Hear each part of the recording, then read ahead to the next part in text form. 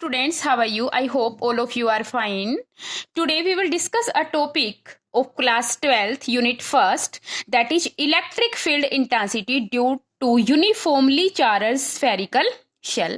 इसके लिए हमने क्या ले लिया, एक spherical shell लिया और वो क्या, जिसकी रेडियस कितनी है r, जिसकी रेडियस कितनी है r और सेंटर क्या है o. अब इसके पास हमने सपोज कर लिया कि लेट अ चार्ज क्यू, इसके ऊपर जो चार्ज है क्यू है वो क्या है, यूनिफॉर्मली डिस्ट्रीब्यूटेड है. तो चार्ज क्यू क्या है, इसके ऊपर यूनिफॉर्मली डिस्ट्रीब्यूटेड है. अब हमें क्या करना है, इसकी इलेक्ट्रिक फील्ड इंटेंसिटी सबसे पहले हमें क्या, कहां पर निकालनी है, इसके फील्ड आउटसाइड द सेल. कहां पे निकालेंगे, फील्ड आउटसाइड द सेल. उसके बाद हम कहां पे निकालेंगे, सरफेस पे. देन हम कहां पे निकालेंगे, इनसाइड द सेल. अब सबसे पहले हम कहाँ निकाल रहे हैं, आउटसाइड द सेल. अब स्टूडेंट हमने सपोज कर लिया ये क्या है, एक सेल है. अब इस सेल के बाहर हमने सपोज कर लिया कि कोई एक पॉइंट है P. क्या है, कोई एक पॉइंट P है और उसके ऊपर हमें क्या कैलकुलेट करना है, इलेक्ट्रिक फील्ड इंटेंसिटी. हमने इस O से लेके P तक की जो डिस्टेंस है, रेडियस है, वो हमने क्या ले ली, R. क्या सपोज कर ली, आर. अब स्टूडेंट्स आप देखिए, हमें फील्ड निकालना है आउटसाइड द शेल. इस पी पॉइंट पर, अब इस पॉइंट पी पर हमें क्या लेना पड़ेगा, एक गॉसियन सरफेस. क्या लेना है, एक गॉसियन सरफेस. तो यहाँ पे गॉसियन सरफेस बना दो. अब अब देखो, अब ये क्या है, गॉसियन सरफेस है. ये फील्ड, ये स्फेरिकल शेल और इस गॉसियन सरफेस, हर जगह पे इन दोनों की डिस्टेंस क्या है, सेम. हर जगह पे इन दोनों की डिस्टेंस क्या है, सेम. इसका मतलब जो इलेक्ट्रिक फील्ड है इस गॉसियन सरफेस पे, वो इलेक्ट्रिक फील्ड है वो क्या है, यूनिफॉर्म है. इट मीन्स वो इलेक्ट्रिक फील्ड क्या है, इनके ऊपर यूनिफॉर्म है. अब स्टूडेंट्स, अब आपने रीड किया था इलेक्ट्रिक डाइपोल में, अगर हमारे पास चार्ज क्या हो, पॉजिटिव चार्ज क्या हो, अगर हमारे पास पॉजिटिव, तो इलेक्ट्रिक फील्ड जो होता है, इलेक्ट्रिक फील्ड इंटेंसिटी की जो डायरेक्शन होती है वो क्या होती है, रेडियली आउटवर्ड. क्या रीड किया था आपने कि उसकी डायरेक्शन जो होती है वो क्या होती है, रेडियली आउटवर्ड. अब यहां से इलेक्ट्रिक फील्ड की जो डायरेक्शन है हर तरफ क्या होगी, रेडियली आउटवर्ड डायरेक्शन में. किस डायरेक्शन में होगी, रेडियली आउटवर्ड डायरेक्शन में. तो यहाँ पे भी जो इलेक्ट्रिक फील्ड की जो डायरेक्शन है वो क्या होगी, रेडियली आउटवर्ड. अब यहाँ पे आप देखिए हमने क्या ले लिया, अब पूरे इसका हमें क्या निकालना है, इलेक्ट्रिक फील्ड इंटेंसिटी निकालनी है. तो हमने यहाँ पे क्या कर लिया, एक स्मॉल सरफेस ले लिया.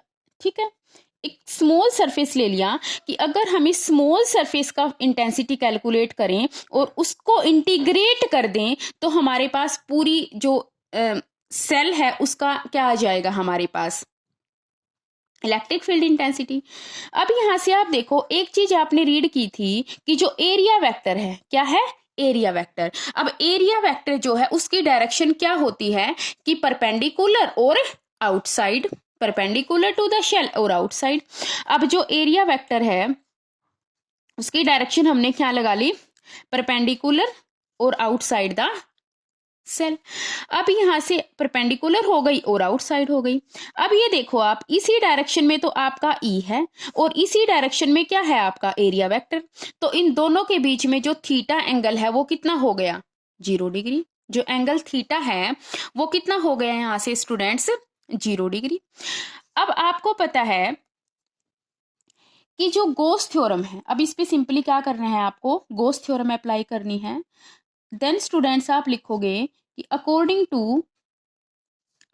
To Gauss theorem, according to Gauss theorem, आपको पता है कि जो सरफेस इंटीग्रल है, जो सरफेस इंटीग्रल है ई डॉट डी एस, वो किसके इक्वल होता है, गॉस थ्योरम के अकॉर्डिंग क्यू अपॉन में एप्सिलॉन नोट.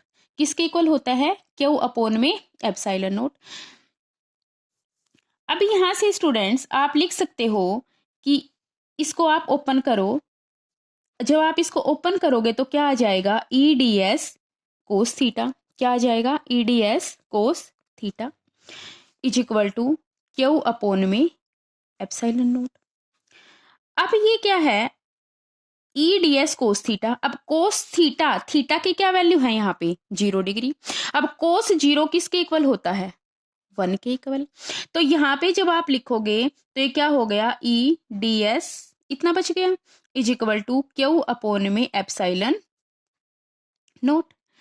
अब यहां से देखिए स्टूडेंट्स, अब ये जो क्यू हमने लिया है, जो चार्ज है ये हमने स्मॉल लिया है, ठीक है, स्मॉल जो सरफेस पे है, और हमने बोल दिया कि जो क्यू चार्ज है वो क्या है, टोटल चार्ज है इस सरफेस का। जो जो चार्ज है वो हमने कैपिटल क्यू से डिनोट कर दिया, जो टोटल है पूरे सरफेस का, ठीक है। अब हमने इसका इतने लिया है, वो कितना है यहाँ पे क्यू।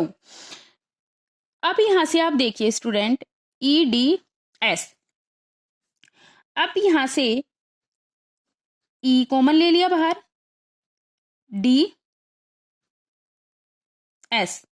अब जो ये डी एस है स्टूडेंट, ये क्या है कि अगर हमारे पास ये, अभी तो हम एक सरफेस का ले रहे हैं, इसका मतलब जब हमने टोटल जो सेल है अगर हमें उसका इलेक्ट्रिक फील्ड इंटेंसिटी कैलकुलेट करनी है तो वो क्या होती, इंटीग्रल ऑफ डी एस।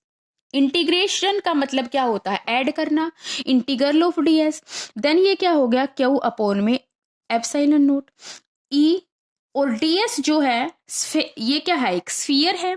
अब जो स्फेरिकल शेल होता है उसका सरफेस एरिया क्या होता है 4 पाई r स्क्वायर, या आप क्यू इन भी लिख सकते हो 4 पाई r स्क्वायर। अब टोटल एरिया कितना है हमारे पास ना, टोटल चार्ज कितना है, सॉरी कैपिटल क्यू से डिनोट किया है, अपॉन में एप्सिलॉन नोट। तो यहां से आप ई की वैल्यू निकाल सकते हो, क्यू अपॉन में 4 पाई एप्सिलॉन नोट आर का स्क्वायर। तो ये क्या हो गया, ई की वैल्यू हो गई। अब यहां से आप देखो student, E is equal to कितना हो गया, क्यू अपॉन में 4 पाई एप्सिलॉन नोट आर का स्क्वायर। अब ये जो इंटेंसिटी आई है आपकी, ये कहां पे आई है, आउटसाइड द शेल। अगर हम अब निकालें कि intensity inside the cell at the surface, sorry field at the surface. अब यहां से आप देखिए कि जब हम सरफेस पे निकालेंगे, सरफेस का मतलब क्या हुआ, ये जो बड़े वाला जो सर्कल है आपका, जो बाहर गॉसियन सरफेस है, इसको इतना स्मॉल करना है कि ये इसके ऊपर आ जाए, लगभग इस जो स्फेरिकल शेल है इसके ऊपर आ जाए। अब आप ये देखो, इसको इसके ऊपर इमेजिन करने की कोशिश करो, तो ये कैपिटल, ये जो स्मॉल आर है वो किसके इक्वल आ जाएगा, कैपिटल आर के। किसके इक्वल आ जाएगा, कैपिटल आर के। अब इसमें यहां से देखो आप, इसमें यहाँ पे देखो आप कि जो कैपिटल आर है वो आउटसाइड द सेल में क्या है, स्मॉल आर जो है वो कैपिटल आर से क्या है, बड़ा है। इसमें आप देखो फील्ड एट द सरफेस में कि जो स्मॉल आर है वो कैपिटल आर के क्या है, हो गया इक्वल हो गया। तो ये सिर्फ सेम ही रहेगा, सिर्फ क्या डिफरेंस रहेगा, क्यू अपॉन में 4 पाई एप्सिलॉन नोट आर का square, 4 pi epsilon naught R का स्क्वायर। इतना क्लियर है स्टूडेंट, और कुछ डिफरेंस नहीं है। अब यहां से आप देखिए, यहाँ पे आप देखिए E जो है वो इनवर्सली प्रोपोर्शनल है आर स्क्वायर के। जैसे ही डिस्टेंस इंक्रीज होती है तो E क्या हो जाता है, कम होता है।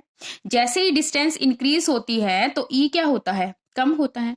अब यहाँ पे सरफेस पे देखिए, जो ये डिस्टेंस R है वो किसके इक्वल हो गई, इस R के इक्वल हो गई। इसका मतलब सरफेस पे जो इलेक्ट्रिक फील्ड इंटेंसिटी है वो क्या है, मैक्सिमम है। क्या है, सरफेस पे इलेक्ट्रिक फील्ड इंटेंसिटी मैक्सिमम है। इतना क्लियर है स्टूडेंट्स। अब हम निकालेंगे फील्ड इनसाइड द सेल। अब हम क्या निकालेंगे, field inside the shell. Okay, अब यहां पे देखो इनसाइड द शेल में क्या होगा स्टूडेंट, आपने क्या ले लिया, स्फेरिकल शेल ली, आपने क्या ले ली, स्फेरिकल शेल ली। अब आपको क्या करना है, स्फेरिकल शेल ली और इसके ऊपर क्या डिस्ट्रीब्यूटेड है, चार्ज। आप कैपिटल क्यू स्मॉल क्यू कैसे भी ले सकते हो, ये क्या है, आप इसके ऊपर क्या डिस्ट्रीब्यूटेड है, चार्ज क्यू। क्या डिस्ट्रीब्यूटेड है, चार्ज क्यू, आप कैपिटल ले सकते हो। और इसका सेंटर, अब यहां से आप देखो इसके ऊपर चार्ज क्यू डिस्ट्रीब्यूटेड है, लेकिन आपको इलेक्ट्रिक फील्ड इंटेंसिटी कहाँ कैलकुलेट करनी है, इसके अंदर कैलकुलेट करनी है। तो अब की बार जो पॉइंट पी है वो आपको कहाँ लेना है, इस सेल के अंदर लेना है। अब यहाँ पे अंदर इस पी पॉइंट पे आपको क्या ड्रॉ करना है, एक गॉसियन सरफेस। आप डॉटेड लाइन से भी कर सकते हो, डॉटेड से ही करना है, मतलब बाय मिस्टेक मेरे से होगा आप, क्योंकि इमेजिनेशन होती है। गॉसियन सरफेस आपने क्या कर लिया, ड्रॉ कर लिया, क्या कर लिया, ड्रॉ कर लिया। मतलब इतना गोल ड्रॉ करना है कि इस दोनों की जो डिस्टेंस है वो सेम होनी चाहिए, मतलब ये थोड़ा सा यहाँ पे टेढ़ा हुआ सेम है। तो इसके हर पॉइंट पे जो, अब यहां से आप देखो ये सेंटर क्या है, ओ, सेंटर क्या है ये ओ। अब यहां से इस स्फेरिकल शेल की जो डिस्टेंस थी वो कितनी थी हमारे पास, आर ली थी हमने, और इसकी कितनी थी, इतनी स्मॉल आर। अब यहाँ पे इसमें देखो कि जो ये स्मॉल आर है वो स्मॉल हो गया, लेस हो गया किससे, कैपिटल आर से, लेस हो गया किससे, कैपिटल आर से। अब यहां से आप देखिए स्टूडेंट, अब इसमें वैसे ही कर देंगे according to Gaussian law, E dot D S जो है वो किसके इक्वल है, क्यू अपॉन में, या कैपिटल क्यू लिया है मैंने तो कैपिटल क्यू ले सकते हैं, क्यू अपॉन में एप्सिलॉन नोट। अब यहां से क्या हो गया, ई डी एस कोस थीटा, क्योंकि ये सारी चीज सेम है, इसमें भी फील्ड की डायरेक्शन क्या होगी, इलेक्ट्रिक फील्ड की डायरेक्शन क्या होगी, आउटसाइड। और जो गॉसियन सरफेस आपने लिया है अब की बार कहाँ पे लेना है, इसके अंदर जो गॉसियन सरफेस है अब की बार कहाँ लेना है आपको, पी पॉइंट यहाँ पे ले लिया आपने। और एन की जो डायरेक्शन है वो भी क्या होगी आपकी, एन की जो डायरेक्शन है वो भी क्या होगी, इसके perpendicular. EDS cos theta is equal to Q upon में एप्सिलॉन नोट। अब यहाँ पे देखो चार्ज, अब चार्ज क्या है, आउटसाइड डिस्ट्रीब्यूशन है ना। अब इनसाइड द सेल जो चार्ज है वो क्या है, यहाँ पे जीरो है, जीरो है। तो आपके पास क्या वैल्यू आ गई, ई को बाहर ले लिया, एंगल क्या था यहाँ पे, जीरो ही बन रहा है, 1 हो गया। ds is equal to zero upon में एप्सिलॉन नोट, क्योंकि चार्ज तो है ही नहीं। अब E मल्टीप्लाई एरिया क्या होता है, 4 pi R square is equal to zero हो गया ये, तो E की वैल्यू क्या हो गई, जीरो। इसका मतलब क्या हो गया कि स्फेरिकल शेल के अंदर जो इलेक्ट्रिक फील्ड इंटेंसिटी है वो क्या होती है, जीरो होती है। स्फेरिकल सेल के अंदर जो इलेक्ट्रिक फील्ड इंटेंसिटी होती है वो क्या होती है, जीरो होती है। अब यहां से आप देखो, अगर हम इसको ग्राफिकली डिनोट करें, हमने एक्स वाई एक्सिस ओ ई, अब यहां से आप देखिए स्टूडेंट्स, यहां से यहां तक क्या हो गया, ये जीरो है। अब सरफेस पे आके ही आर क्या हो गया, सरफेस पे आकर ही ई क्या हो गया, मैक्सिमम, क्या हो गया ई मैक्सिमम। और जैसे ही आगे जाके डिस्टेंस इंक्रीज होती है तो इलेक्ट्रिक फील्ड इंटेंसिटी क्या होती है, डिक्रीज होती है। क्या होती है स्टूडेंट्स, डिक्रीज होती है, because E inversely proportional to R square. Thank you, have a nice day.